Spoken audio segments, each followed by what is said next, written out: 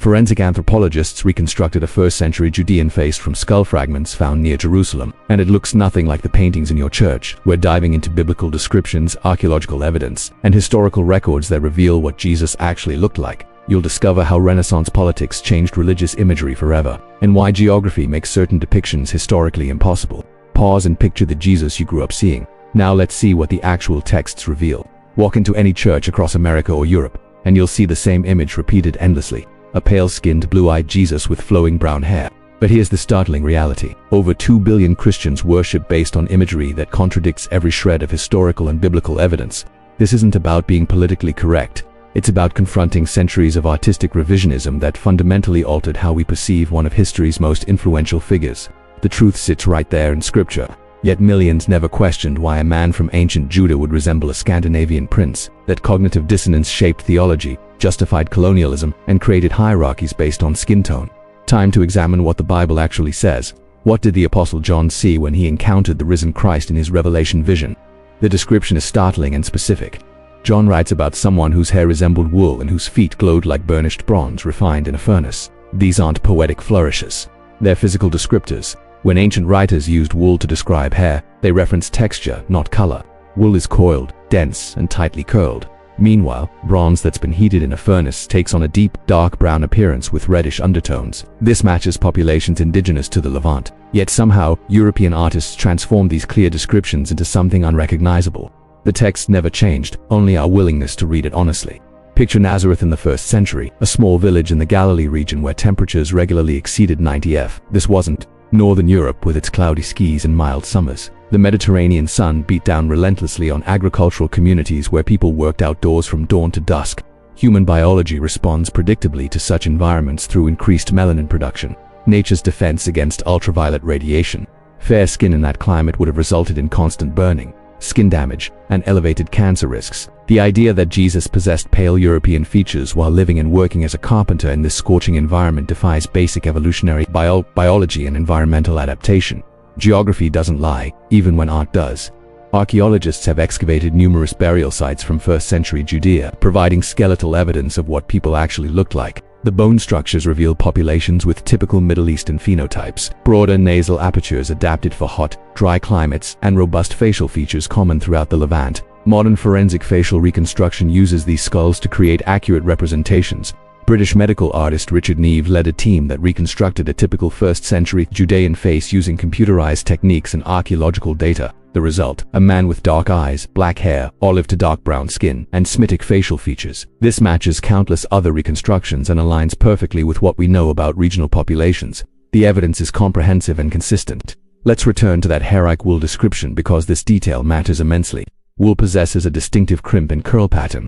It's not straight or wavy. When ancient Mediterranean writers wanted to describe straight hair, they used entirely different terminology, comparing it to horsehair or flax. The deliberate choice of wool indicates a specific texture common in Afro-Asiatic populations. Additionally, the Greek word used in Revelation for white leukosi when describing the hair refers to brilliant luminosity, not racial whiteness. Context matters desperately here. John was describing a glorified, transfigured being emanating divine light, not documenting ethnic features. Yet, even in this supernatural vision, the foundational descriptors point to Middle Eastern and North African characteristics, not European ones. Feet like bronze comparison deserves closer examination because it reveals even more. Bronze isn't simply one color. Its appearance changes dramatically based on composition and heat treatment. When bronze is refined in a furnace at high temperatures, it develops a deep brown color with rich, warm undertones. Ancient metallurgists knew this intimately. The specific Greek term eucydin refers to this refined furnace-processed bronze. This wasn't describing pale skin with a tan. This was indicating a naturally dark complexion, permanent and intrinsic. The comparison to metal refined by fire suggests strength, durability, and permanence, qualities that directly contradict the delicate, fragile paleness depicted in European religious art. Scripture provided the roadmap, but culture drew a completely different map. Roman historian Josephus documented 1st century Judean populations extensively, and his observations align with other contemporary sources. According to multiple Roman accounts, typical inhabitants of the region possessed dark hair, brown to dark brown skin, and features consistent with Semitic populations. Dr.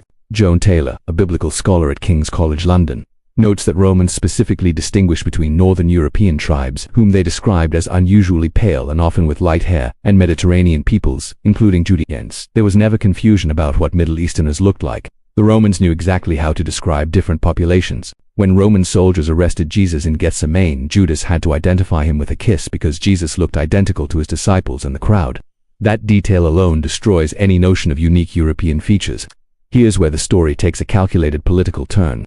The Renaissance period between the 14th and 17th centuries, European artists like Leonardo da Vinci, Michelangelo, and countless others began depicting biblical figures with distinctly European features during an era of expanding colonial ambitions. This wasn't accidental or innocent artistic interpretation. Painting Jesus as white served a specific purpose. It visually reinforced European superiority and justified colonization, enslavement, and forced conversion of non-European peoples. If God himself appeared European, the logic went, then Europeans must be divinely favored.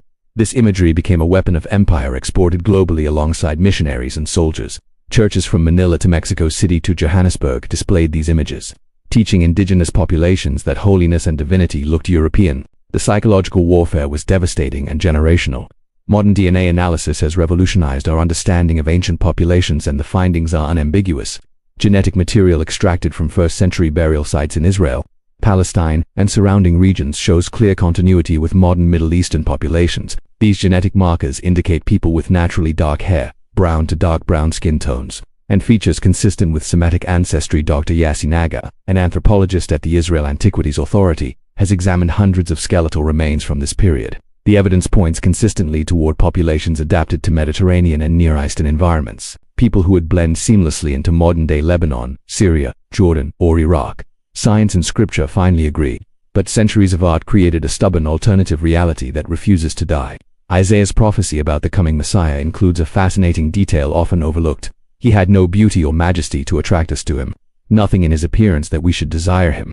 Think about what this means. If Jesus possessed the striking, unusual features depicted in European art, pale skin, light eyes, fine hair in a region where these traits were virtually non-existent, he would have been remarkably noticeable and memorable. Instead, Isaiah suggests ordinariness, someone who wouldn't stand out in a crowd. This only makes sense if Jesus looked exactly like his neighbors, typical for the region, unremarkable in appearance. He wasn't tall, wasn't unusually handsome, wasn't physically distinctive. He was, by ancient Middle Eastern standards, avaragal looking. That ordinariness was the point. His message, not his appearance, was meant to captivate. If this evidence is reshaping your understanding, hit that subscribe button. We're uncovering more historical truths that challenge mainstream narratives. The mistranslation myth needs addressing head-on because it's a common deflection. Some argue that translations corrupted original descriptions, but scholars can examine the source texts directly: Greek for the New Testament, Hebrew and Aramaic for the Old Testament. Nothing in translation changed the fundamental Hair like wool appears consistently across every major translation from the original Greek. Feet like burnished bronze remains unchanged. The Septuagint, Dead Sea Scrolls, and countless ancient manuscripts all tell the same story. No translation conspiracy exists, only a willful misinterpretation supported by artistic license. When people claim mistranslation, they're grasping for explanations that preserve comfortable assumptions. The original languages speak clearly to anyone willing to listen honestly. Early Christian art from regions closer to Jesus' actual homeland tells a radically different visual story. Coptic Christians in Egypt and Ethiopian Orthodox churches maintained artistic traditions showing Jesus with distinctly African and Middle Eastern features, darker skin, coiled hair, and broader facial structures. These communities never adopted the European reimagining because they had no cultural incentive to do so. The 6th century Christ Pentecost icon from St. Catherine's Monastery in Siena shows noticeably darker features than later European versions. These earlier representations, created by communities closer in geography and time to the historical Jesus, deserve far more credibility than paintings created 1,000 years later and 1,000 miles away by artists who'd never seen a Middle Easter. Proximity matters in historical accuracy. The Shroud of Turin generates endless controversy, but let's examine what forensic analysis actually reveals. Multiple scientific teams have created facial reconstructions based on the shroud's image if we accept it as authentic, and the results consistently show Semitic features, not European ones. The face that emerges has a prominent nose, dark coloring, and Middle Eastern bone structure. Meanwhile, separate forensic reconstruction using first-century skulls from the region produce remarkably similar results, whether the shroud is genuine or medieval forgery. The face it depicts align with archaeological evidence, not Renaissance paintings. Even this controversial artifact contradicts the white Jesus narrative. The consistency across multiple independent lines of evidence becomes overwhelming when examined honestly. Colonial expansion weaponized religious imagery with devastating efficiency, and the consequences echo through generations. Dr. Edward Bloom, historian at San Diego State University, documented how white Jesus imagery functioned as a tool of racial hierarchy during European colonization. Missionaries distributed these images alongside Bibles, teaching indigenous populations that God favored European features and culture. This visual theology justified slavery by suggesting divine-ordained racial hierarchy. It facilitated forced conversions by positioning European Christianity as superior. It traumatized countless communities by teaching children that their own features were further from divine ideal. The damage wasn't abstract. It was psychological, spiritual, and generational. Understanding this history isn't about guilt. It's about recognizing how imagery shapes power structures and breaking those cycles. Archaeological excavations in Nazareth reveal a small agricultural village with stone houses, olive oil presses, and evidence of manual labor economies. The inhabitants worked outdoors extensively, farming, carpentry, shepherding, activities requiring constant sun exposure. Their diet consisted of local foods grown in Mediterranean soil and climate. These environmental factors shaped physical adaptation over generations. Populations in such regions develop increased melanin as evolutionary protection against intense UV radiation. Skeletal remains from the site show people adapted to physical labor with bone density and muscle. Attachment points indicating robust active lifestyles. Dr. Ken Dark from the University of Reading lead excavations, uncovering a first-century house potentially linked to Jesus' family and the material culture, reveals a working-class existence. People lived simply, worked constantly, and bore the physical marks of their environment and labor. Fair skin couldn't survive these conditions without modern sun protection. The archaeological evidence paints an unambiguous picture. Jesus grew up and worked in conditions that would have produced dark, weathered skin, the kind that develops from a lifetime of outdoor labor in intense sun. A Palestinian carpenter turned preacher who walked constantly through Judea and Galilee would have possessed deeply tanned to naturally dark brown skin. There's no scenario where European features emerge from this environment. Critics sometimes argue that genetic variation could produce lighter features, but this misunderstands population genetics. While individual variation exists, the dominant phenotype in first-century Judah was Middle Eastern, and extreme outliers would have been specifically noted by contemporary historians. They weren't. The silence speaks volumes. Climate science provides crucial context that religious art completely ignores.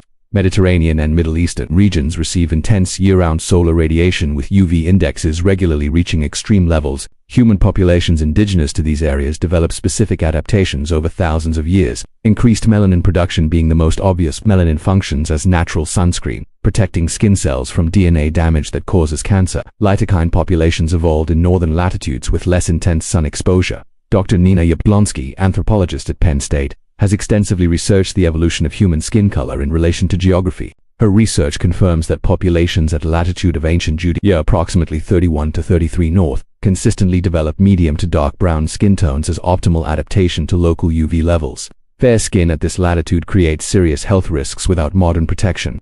Beyond skin tone, facial structures also adapt to climate. Broader noses, common in Middle Eastern populations, help warm and humidify dry air before it reaches lungs, a crucial adaptation in arid regions. Facial features aren't random. They're responses to environmental pressures over generations. Some argue that Jewish populations show variation in appearance today, which is true, but misleading. Modern Jewish communities reflect 2,000 years of diaspora, mixing with populations across Europe, North Africa, and Asia. First-century Judean Jews hadn't undergone this dispersion. They were a regional population adapted to local conditions. Comparing modern Ashkenazi features to ancient Judean populations commits a fundamental historical error.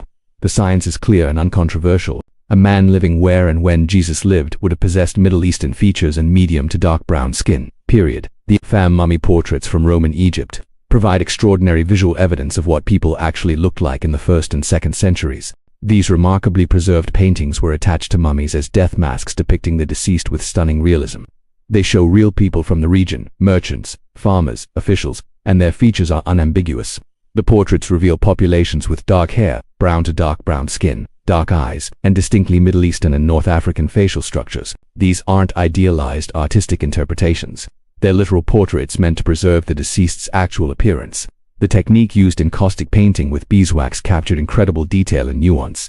Dozens of these portraits survive, and they collectively document what Mediterranean and Near Eastern populations genuinely looked like. During the era closest to Jesus' lifetime, Dr. Upers Dojadis, art historian specializing in famed portraits, notes their extraordinary realism and consistency. The people depicted would fit seamlessly into modern Egypt, Lebanon, or Palestine. None resemble European paintings of biblical figures. None show light hair or pale skin. The evidence is visual, preserved, and undeniable. When you place a fan portrait next to a Renaissance painting of Jesus, the disconnect becomes jarring. One shows real people from the actual time and place. The other shows European fantasy. Yet the fantasy is what billions were taught to accept as truth. The portraits also reveal clothing styles, hairstyles, and jewelry common in the region, details that help us understand the broader material culture. This comprehensive picture of first-century Mediterranean life consistently contradicts European religious art. Biblical narratives include details that only make sense if Jesus looked identical to those around him. After his arrest, the Gospel accounts describe Jesus moving through crowds, teaching in synagogues and temple courts without causing visual disruption based on appearance. When Roman soldiers came to arrest him in Gethsemane, they needed Judas to identify Jesus with a kiss because he was physically indistinguishable from his disciples. And other Jews present. This is explicitly stated in multiple Gospel accounts. If Jesus possessed radically different features, pale skin, light eyes, fine hair, in a region where these traits were virtually non-existent, identification would have been unnecessary. The soldiers could have simply pointed. The fact that Judas had to mark him proves Jesus looked exactly like everyone else present. Typical Judean features, typical Middle Eastern appearance. Similarly, passages describe Jesus blending into crowds, sitting among people without drawing attention to his physical appearance. His message attracted notice, his looks didn't. This ordinariness was crucial to his ministry. He wasn't meant to dazzle with physical beauty, but with spiritual truth. The story of Jesus walking unrecognized on the road to Emmaus after resurrection also suggests he possessed common regional features. If he looked drastically different from the population, recognition would have been based on unique appearance rather than voice and mannerisms. Every narrative detail supports the same conclusion. Jesus looked like his neighbors because he was one of them, fully human, fully embedded in his cultural and ethnic context. The biblical text never suggests otherwise. Only later art did. The Council of Nicaea in 325 CE marked a turning point when Christianity became the official Roman religion under Constantine. This political shift gradually transformed the religion's center of power from its Middle Eastern origins to Europe. Over subsequent centuries, church councils made decisions about theology, practice, and importantly, artistic representation. European features in religious art became increasingly standardized as Christianity spread through European conversion. By the medieval period, European artists had never traveled to the Middle East and had no concept of what Middle Eastern people actually looked like. They painted biblical figures using local models, themselves, their families, their patrons, because that's all they knew. Initially, this might have been innocent ignorance, but it became calculated policy during colonialism. The Council of Trent in the mid-1500s explicitly encouraged religious art as a tool for teaching and inspiration. European church authorities could have insisted on historical accuracy, but chose not to. Instead, they promoted imagery that reinforced European Christianity's cultural dominance. Popes commissioned artists who depicted biblical scenes with European settings, European architecture, and European people. Dr. Robert Gerasi, religious studies professor at the University of Virginia, has traced how church policy gradually sanctioned European representation as standard. This wasn't about theology. It was about power, identity, and control. As European Christianity expanded globally through colonization and missionary work, this imagery went with it. The transformation wasn't inevitable or accidental. It was a series of choices made by people in power who benefited from a European-looking Jesus. Modern genetic studies on Middle Eastern populations reveal remarkable continuity with ancient times. Research published in multiple peer-reviewed journals shows that Lebanese, Syrian, Palestinian, and Jordanian populations today carry genetic markers nearly identical to samples from first-century burial sites. This continuity means we can look at modern Middle Easterners and see essentially what ancient populations looked like, adjusting for some mixing over to millennia but maintaining core characteristics. Dr. Pierre Zavoie, geneticist at the Lebanese American University, led studies comparing ancient DNA from Phoenician sites with modern Lebanese populations. The results showed over 90% genetic continuity despite 2,000 years of history. Similar studies across the Levant confirmed this pattern. Populations remained relatively stable genetically despite political changes, invasions, and cultural shifts. This genetic stability means the question, what did Jesus look like, has a scientific answer. Look at modern Palestinians, Lebanese, Syrians, Jordanians, people with dark hair, brown to dark brown skin, dark eyes, and Semitic features. That's what first-century Judeans looked like because the genetics haven't fundamentally changed. Some claim ancient Israelites were ethnically distinct from modern Palestinians, but genetics disproves this. The populations show clear ancestral continuity. Political conflicts shouldn't distort historical facts. The people living in the region today are genetically similar to those living there 2,000 years ago. The science removes speculation and confirms what archaeology, climate studies, and biblical descriptions all indicate. Jesus was a man of Middle Eastern appearance, and no amount of artistic revisionism changes biological reality. The psychological impact of white Jesus imagery extends far beyond mere artistic preference. Studies in social psychology demonstrate that visual representation shapes identity formation, self-esteem, and perception of power structures. When Christian communities of color see only European representations of divinity, it communicates an implicit hierarchy. Whiteness equals holiness, darkness equals distance from God. Dr. Christina Cleveland, social psychologist specializing in reconciliation, has documented how white Jesus imagery contributes to internalized racism within religious communities. Children absorb these messages before they can critically evaluate them. A black child seeing only white images of Jesus, angels, and saints learns subtle lessons about whose humanity is valued and whose is ordinary. This isn't abstract theory. Testimonies from people of color across generations describe the trauma of praying to a God who looked like their oppressors, of believing their own features were further from divine ideal. The famous Clark DA experiments from the 1940s showed how racism affects children's self-perception. Similar dynamics operate with religious imagery. The counterargument suggests that Jesus transcends race and physical appearance doesn't matter. But if it doesn't matter, why insist on European features? Why resist accuracy? The resistance itself reveals that appearance does matter, that representation carries power, and that maintaining white Jesus serves specific interests. Changing imagery won't solve racism, but it's one piece of a larger puzzle. Acknowledging historical truth, allowing diverse representation, and teaching accurate history all contribute to healthier spiritual communities. The alternative is continuing to use imagery as a weapon which has never served the gospel message well. Why does historical accuracy matter in religious representation? Because integrity demands it, because justice requires it, and because faith strengthened by truth outlasts faith built on convenient fiction. If Christianity claims historical foundation, that Jesus was a real person in a real time and place, then honest engagement with that history isn't optional. Cherry-picking which historical facts to honor undermines the entire enterprise. The resistance to acknowledging Jesus' Middle Eastern appearance reveals deeper issues. Discomfort with non-European centrality to Christian faith. Anxiety about losing cultural control over religious narrative. Fear that accurate representation diminishes personal connection. But none of these anxieties justify perpetuating falsehood. Theological integrity means aligning belief with reality, not bending reality to comfort belief. If God became incarnate as a first-century Judean man, then God chose specific ethnic and cultural context. Erasing that context to make it more palatable to European sensibilities dishonors the incarnation itself. The radical claim that God entered human history as a specific person in a specific place. Cultural appropriation in religious representation is a serious concern. European Christianity essentially colonized Jesus' image, stripping away his ethnic identity and recasting him as European. This appropriation served empire, justified oppression, and distorted theology. Correcting this isn't about politics. It's about honesty and respect. The path forward requires humble acknowledgement of historical error, willingness to embrace accurate representation, and recognition that diverse imagery enriches rather than diminishes faith. Jesus' message of universal love and redemption doesn't require European features to be valid. In fact, it's more powerful when we acknowledge he looked nothing like the painting suggests. Truth matters in faith. As in all things, truth matters, the evidence is overwhelming.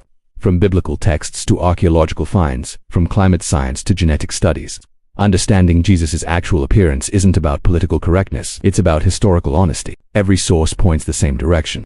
Jesus was a Middle Eastern man with features typical of that region and time. The Renaissance paintings that dominate church walls worldwide represent cultural revisionism, not historical reality. Acknowledging this truth doesn't diminish faith. It strengthens it by grounding belief in verifiable reality rather than artistic fantasy. Next video, we're exploring how other biblical figures have been visually transformed throughout history and why. Reclaiming accurate representation matters for communities worldwide. The conversation is just beginning. This content is educational and historical analysis, not professional theological or academic advice. Consult qualified scholars for deeper study.